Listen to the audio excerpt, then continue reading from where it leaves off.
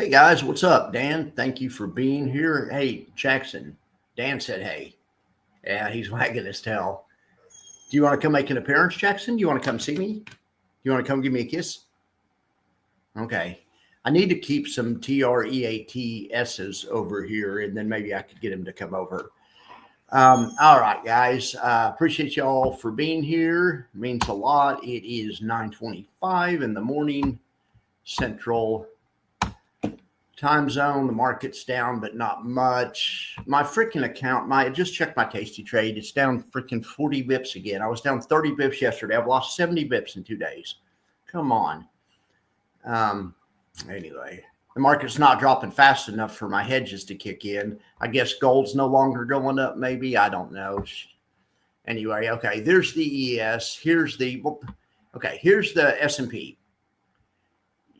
You know, in this time frame, it just looks to me like it wants 62.50, but it tested it yesterday, though. So if it goes there again today, it'll probably go through it. So hopefully it doesn't go there today.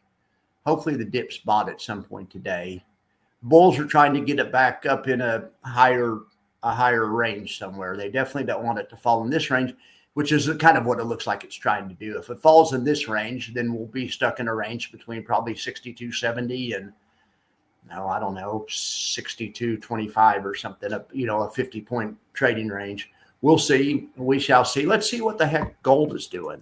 Why are my hedges not kicking in? I have gold, I have bonds, and I have oil. So gold's not working right. I mean, has pulled back. Let's look at oil. Of course, we're looking at ETF proxies for oil and gold, but not oil and gold themselves, but it's close enough for government work. I mean, oil, whatever. At least it's turned around and it's going back up. And then I have bonds. And I don't have much bonds for oil. That's the other thing. Okay, and that looks bad. And then I have, what else do I have? Inverse. So the inverse is YQQQ.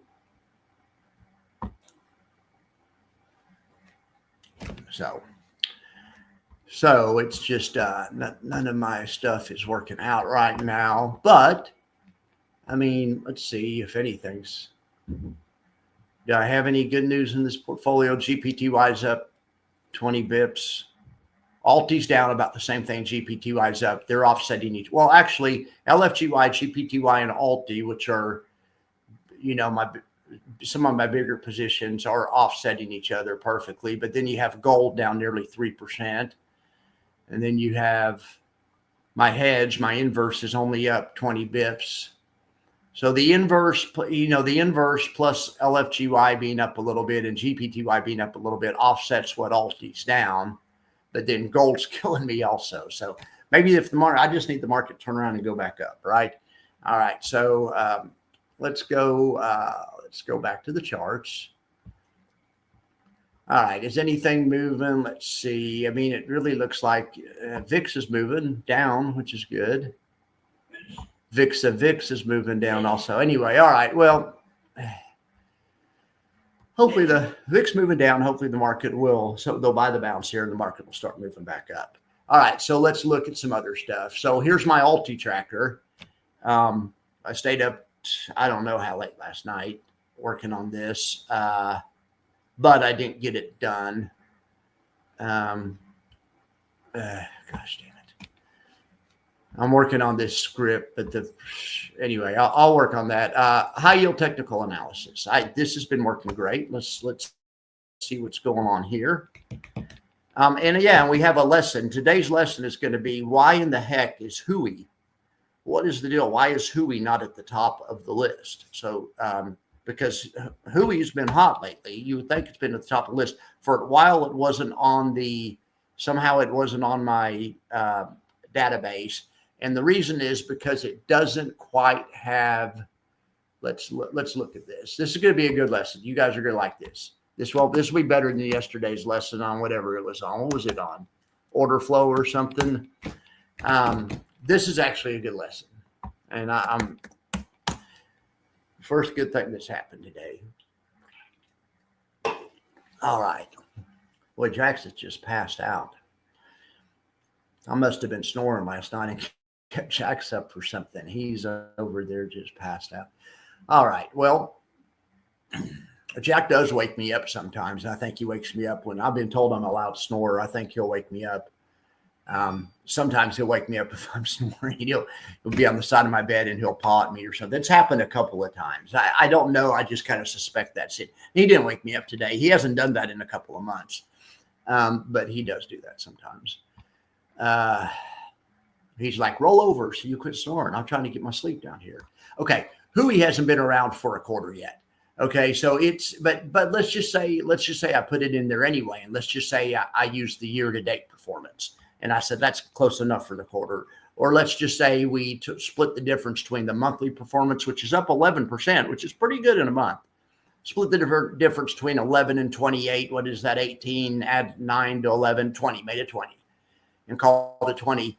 Well, then in that case, would it be in the top 10? And I mean, look at this thing. It's a monster. You'd expect it to be number one. I would. I was like, okay, I got to get to the bottom of this. It needs, I mean, you would expect it would be pretty good, right? And of course, they don't have the beta, and that's the risk. And I think yesterday we were talking about assigning the risk at 1.5, and I think that's close for other stocks, other high yield. When you look at other ones like Palantir's beta, and so it's actually higher, but I think that's kind of a generous one. Okay, so here's what I want to show you guys, though. Here's the part that's interesting to me. I don't know if it'll be interesting to you, but let's say we put Huey in there. I'm going to just, I took it off yesterday, but I'm going to take, let's say we put Huey back in there.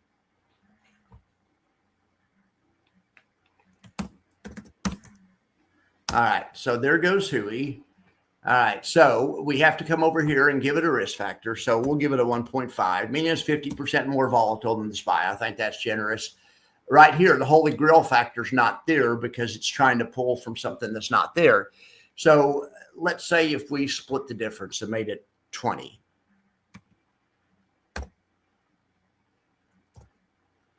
Okay, so if we split the difference and made that 20, Huey's rank would be 1.4. So let's run the max factor. And I'm like, 1.4, there's something that's got to be wrong. So then I went back and I thought, okay, when I put in the percent gain, I typed in 20. Maybe that didn't convert to a fraction. Maybe I like really put in, maybe that was really 2% or 0.2% or something. So I was trying to reconstruct it. And anyway, so let's go find Huey. Where's Huey? Come on, Huey, where are you? Oh, yeah, we're still in the 2s. There's Abney right there. And there's Huey. And Abney and Huey stayed right together. Okay. So, and then I thought, well, really 1.4? But no, I checked all the math. Huey's just off bad. And I like this because I'm looking at it. For me, I would rather have the ones that are on top rather than Huey. And it wouldn't matter if Huey's risk was half the SPY. I mean, it would add a few points to it. It would go to a 1.4. Now, get this. It wouldn't matter. Okay, it wouldn't matter if I gave it 50% return. It would move it up in the rankings, but it's just, but the way, but I like this. It's designed to show you the safer funds. And so I like it because Huey is, I mean, I don't know. I would rather have this. I would rather have MSFY personally. And that's what I see too many people YOLOing bad ones and stuff. And if people are going to be trading these, I think my theory is it's better take a little bit less yield, but get a better overall balance. And that way, when in the market pullbacks, you don't have as much, I know you guys all understand this anyway. So I'm saying, if Huey had a 50% return, I mean, that,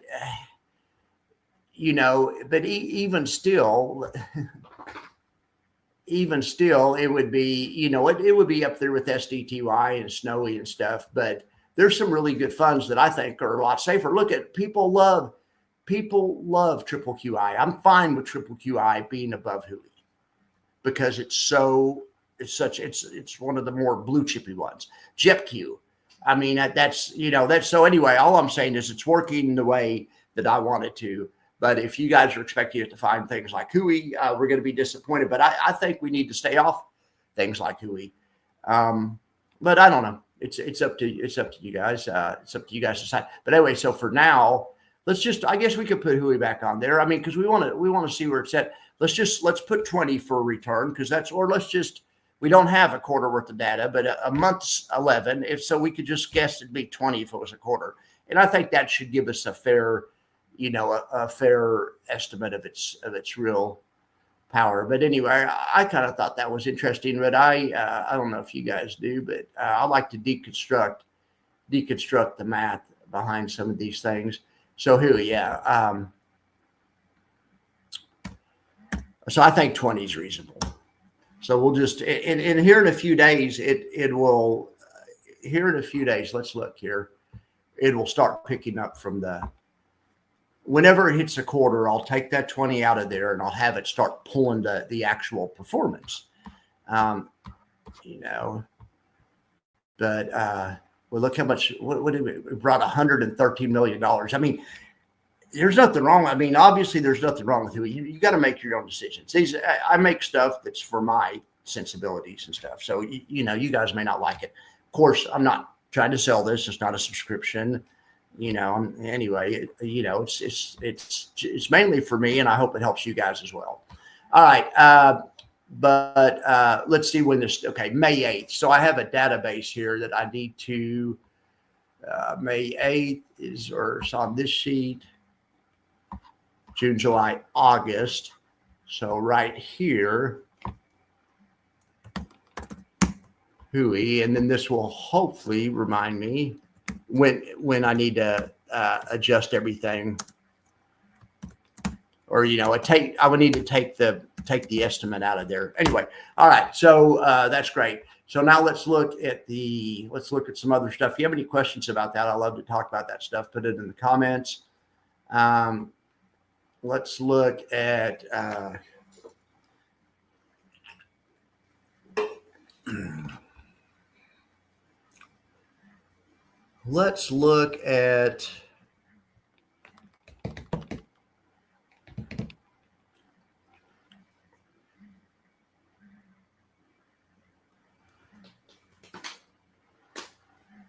well, gosh darn it. Come on. I was trying to show the Alti trades. I mean, the technology may not be working yet, but I was hoping the trades are there, but no, it's not. Gosh darn it. Okay, well, this should work. The premium collection. Okay, well, these will show the Alti. Here's the Alti trades. I forgot we have them here. Okay, so let's go down to the Alti trades. Here we have them. So these are the Alti trades for yesterday. So when I was going over these last night when I was programming the AI. They had to buy a bunch of stock. That's pretty much par for the course. Because they're selling options. When you sell options, lots of times you're on the hook to either have to buy it or sell stock, and they have to sell stock occasionally too. If they sold a call, they'd have to sell stock. If they sold a put, they'd have to buy stock. But in any event, as far as the actual option trades, we have AAOI, APP, ASTS, Coinbase, FSLR, Hood, INOQ, LabU, which is triple leveraged biotech. I bet that has some pretty good premium. Let's see what their biggest trade was. They did quite a bit up here. That's about 400,000 on AAOI. Here's $370,000 of premium on the RGTI, that a quantum computing company, I believe.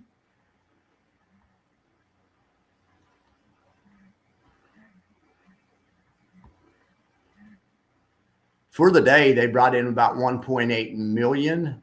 Let's look at the daily net premium report and see how they're doing there. We can also look at LFGY and GPTY. Okay, so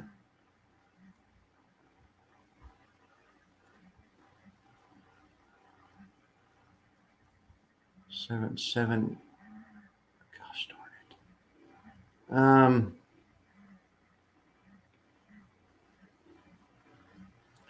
Look at old Misty. Brought in 17 million, and that's only 32 bips compared to how much it has under management. Alti brought in 1.1, like we just said, and that's only 16 bips compared to what it has under management. But 16 bips for one day is pretty darn good. Comes to like, what does it come to? 30% a year, something like that. I mean, and they make more on some days as well. There's old LFGY, just made $210,000, but in relation to how much the fund is worth, it's about the same. There's old GPTY. You got to love you some GPTY. I do anyway, but it's 12 bips. Let's say I'll make 12 bips every day be great. What's 10 bips every day? What's 10 multiplied by 2? How many days are there? There's 220, I think. Yeah, 220 work days, market days in a year. 10 times 220 is 2,200, right? Now 10 times 220 would be 22%. Yeah. I mean, not bad. I mean, we hope for more though, but that's what 10 comes out to. So if we see 20, that's 40%, 44%. If we see 25, that comes to 60%. 25 is what Jay was shooting for when he first opened Triple QI. And I just know because the math, it came out to, I think it comes out to 66.6 or 68. It comes out to, I think it's 2/3. Anyway, it's a lot of money, whatever it is. Let's just say that. But you can see on here, the average is pretty much, I don't know what's going on with Crash. I need to rewrite this whole script. And really the Alti tracker is actually taking some of the ideas from here and making it a lot better. So hopefully I'll get the Alti tracker done today. YMAG. All right. So let me just see what you guys are doing. We could shoot the breeze. All right. So Jonathan already said, never mind. I hope I didn't miss something that was time important. I'm sorry if I did. But anyway, Marcus, Stan, thank you guys very much for being here. Okay, so side note, YMAX is including some inverses, it looks like.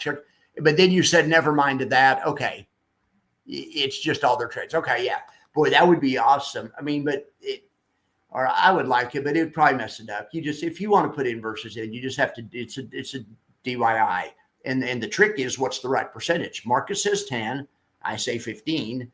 But I don't know. My portfolio is not doing as well as Marcus's lately in an up market, but might do a little bit better in a down market. But I would bet you if we get back in a down market, Marcus would up his percentage to 15 or 20, and I probably would too, and I'd probably go to 20 or 25.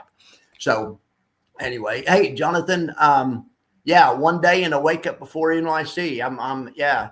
Doesn't look like I'm going, unfortunately. My license didn't get here yesterday, and I was going to take the train. I was going to leave last night or early this morning, and I would have been into New Orleans. And then I was looking forward to it. I took the train. I've never been on the train, but I took it to Oklahoma last summer, and it's the greatest thing ever. And I'm writing a book right now, and I was going to work on my book. And that's where, and I could be a captive audience for 2 days. It was going to be the greatest thing ever, but there's still no ID yet. So then I started getting mad about it, and I started searching Reddit. I had AI look at Reddit, and other people are saying that it's running about 4 weeks now. So yeah, I probably should have looked at that 3 weeks ago, but then I didn't want to crush my hopes. But anyway, so I don't know what I'm going to do. I'm tempted just to bury my head in the sand and not watch YouTube for those couple of days, because I'm just going to be insanely upset that I'm not there. And my station's already pretty much dying. So this will probably finish it the rest of the way off. But at the same time, then I'm also thinking about maybe live streaming it or having a watch party so we can all watch it together and I can comment on it. Cause anyway, I don't know. But it is what it is. All right. So what else do you guys want to look at? Oh, SPUT and FIRS really preserve the portfolio. But then you're laughing. Is that true? Or I think you're being serious about that.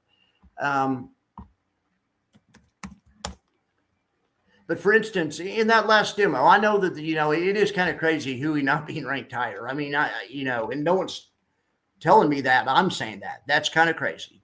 I could adjust the algorithm to be more to emphasize yield a little bit more, or to dial back on the risk part of it. Like I say though, but these are the ones that is putting ahead of it are really good funds that are doing great, that do a great job in my opinion, at protecting NAV, but also giving you a yield. Now, looks like Spot's just going to pay about 8%, but that's fine. It does a great job at protecting NAV. And you can mix something like Spot in with something like ULTY. You got ULTY paying 80%, Spot paying 8%, but you use 3 times as much Spot, but even a fourth of the thing paying 80%, that's essentially 20%. So then you average 20 and 8, you get 14%. And all of a sudden you're making 3 times what the bond market pays. That's my idea. There's nothing wrong with the riskier funds, but Alti may never make it to the top of the max factor, but I'm still going to use it because I like some of that exposure in there to raise my average, even if I have a lot more of the safe ones. I mean, you could even do the same thing with something like SCHD that's not even covered calls, or, super safe. Use about 4 times as much of it as you do like Alti and WiMAX and stuff. Sprinkle a little Alti and WiMAX in there just to bring your average, because Spot's great, but 8%, come on, or 6%, that's not enough. QILD is great also. QILDs, or QILG, not QILD. Sorry, I did not say that. The QILG, decent fund, also pays 6%, but gets a ton of upside because they only write options on half the portfolio. It's up 19% for the quarter, and that's without yield figured in. So it's awesome at protecting NAV. Problem is it only makes 6%. So like I say, but a person could get 4 parts this, and then one part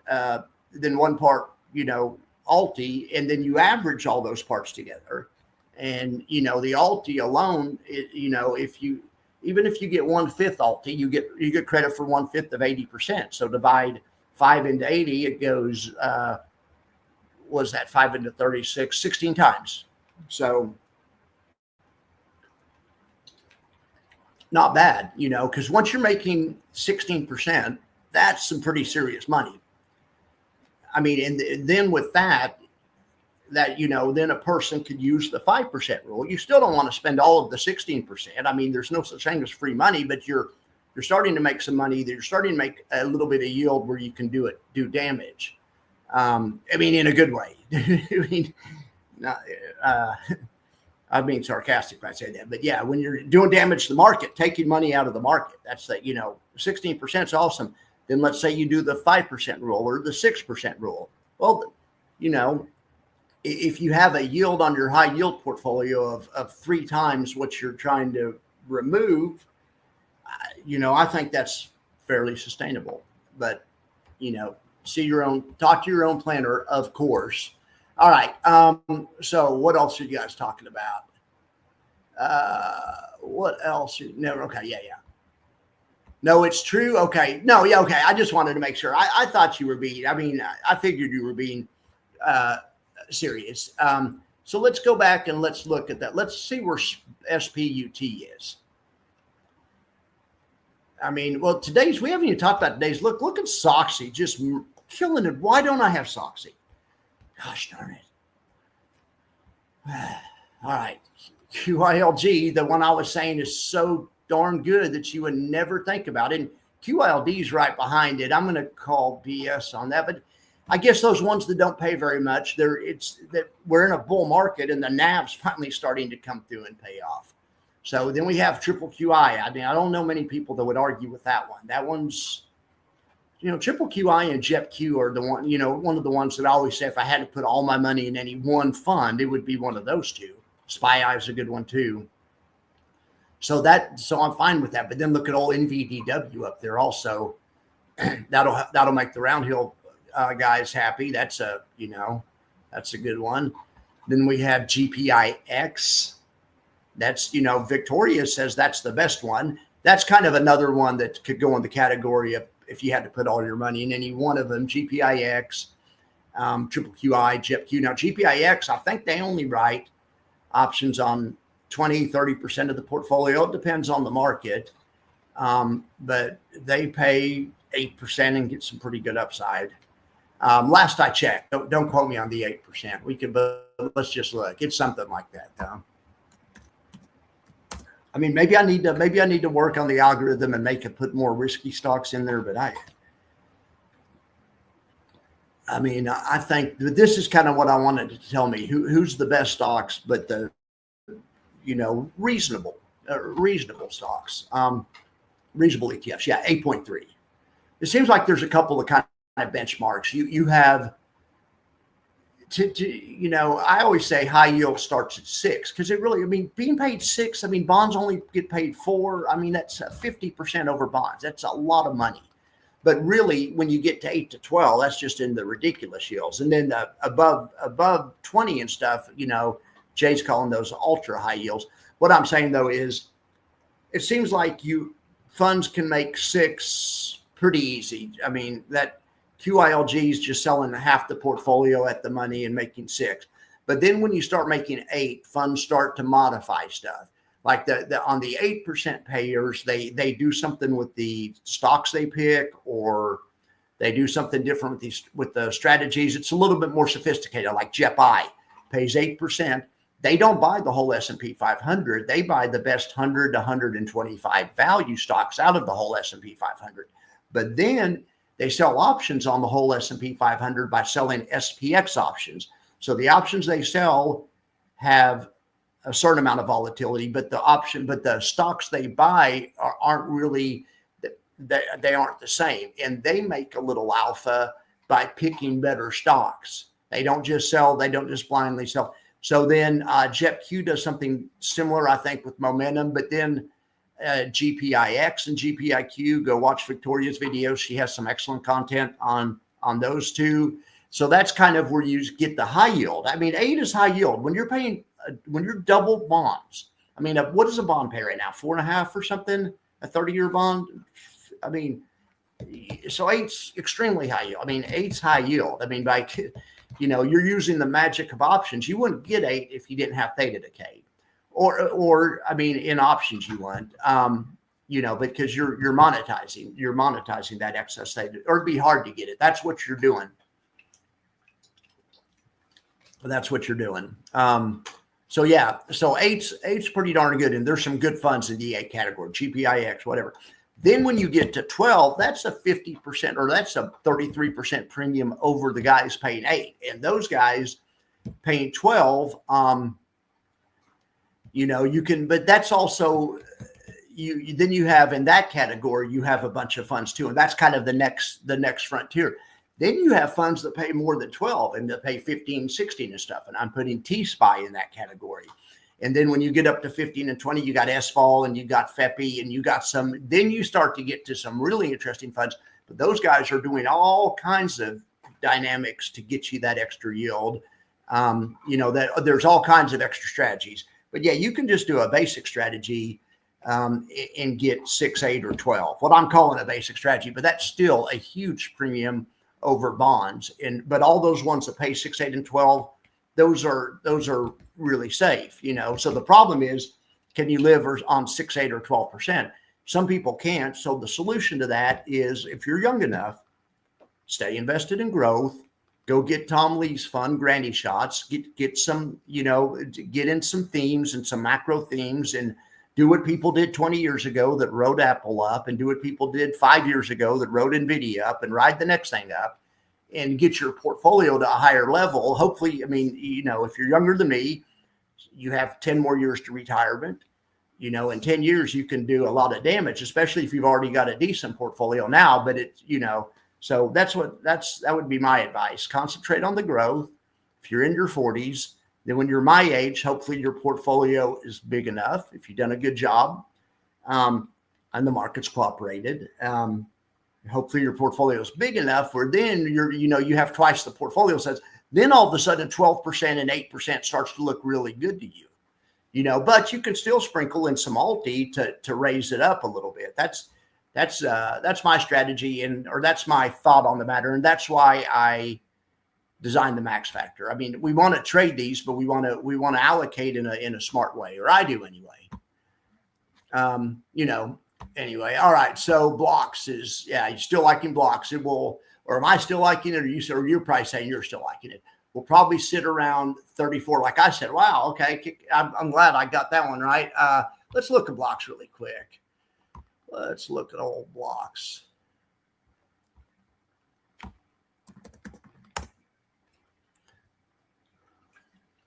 Part of the reason I like blocks is they're doing something with options that hasn't been done before. They're selling premium in a totally different way. People have done covered calls and people have sold naked puts, and a covered call and a naked put, just in case you don't know, are the same thing. They're the same risk, same reward. It's the same thing. 90% of the same thing. But Jay's got, he's doing, but now it's not just Jay. People are starting to come out with all kinds of different ideas. There's old Sai Katara from Tap Alpha. He came up with kind of an interesting idea to get a little extra yield. Well, Jay and these guys, they think this is going to get a little extra yield.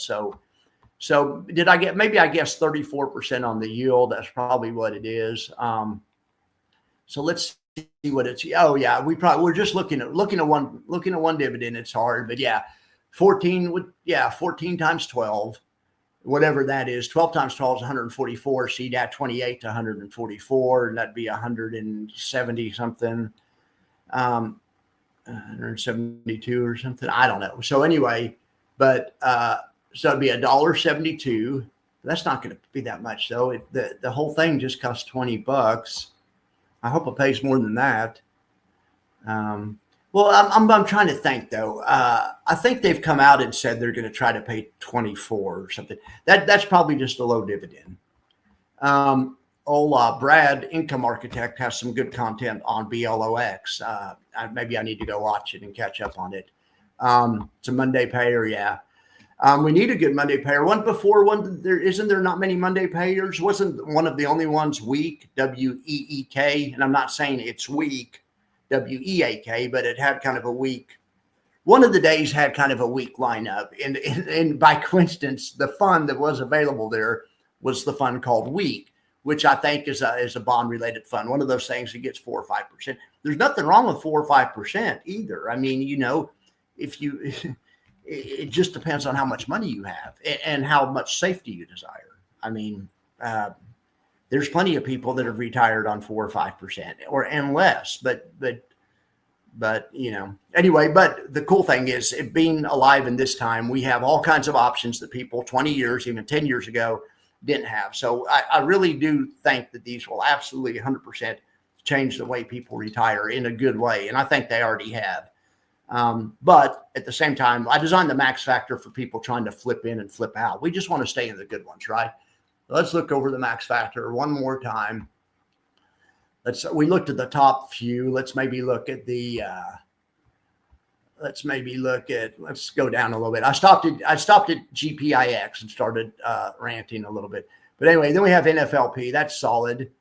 Look at this return for the quarter, 37%, GPIX 28%, NVDW 40%. See, I don't feel so bad about not having the real risky one in there, even if it did make 50%. I mean, it would have been 20th place or something. It's good fun, but these up here that are protecting your capital and paying, it's something to be said for that, right?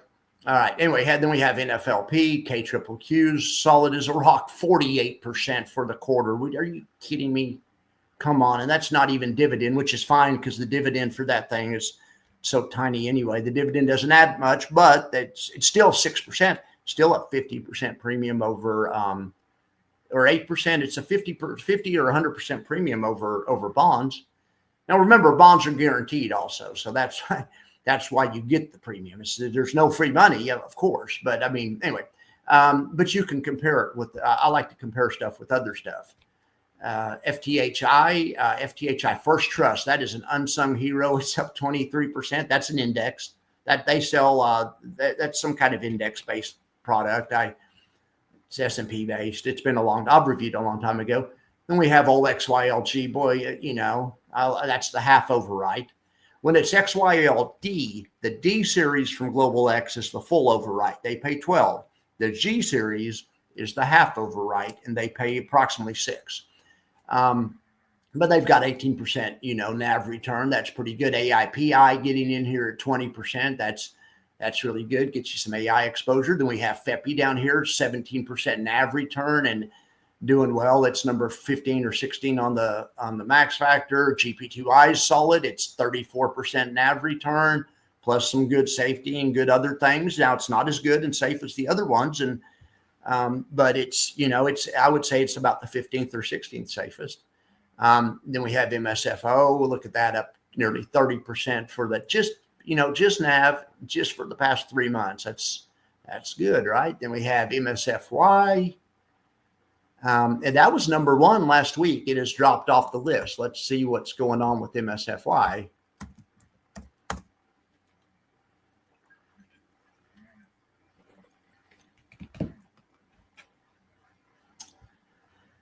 MSFY. Well, that's, I don't know why it dropped off the list. There's probably just better ones that passed it. Those index ones, the indexes, when the Qs are melting up, those index ones that are based on the Qs are just going to be, just going to be on fire.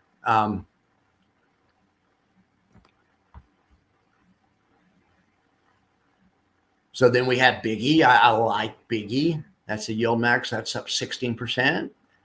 Devo up 18%. Carvani up 36%.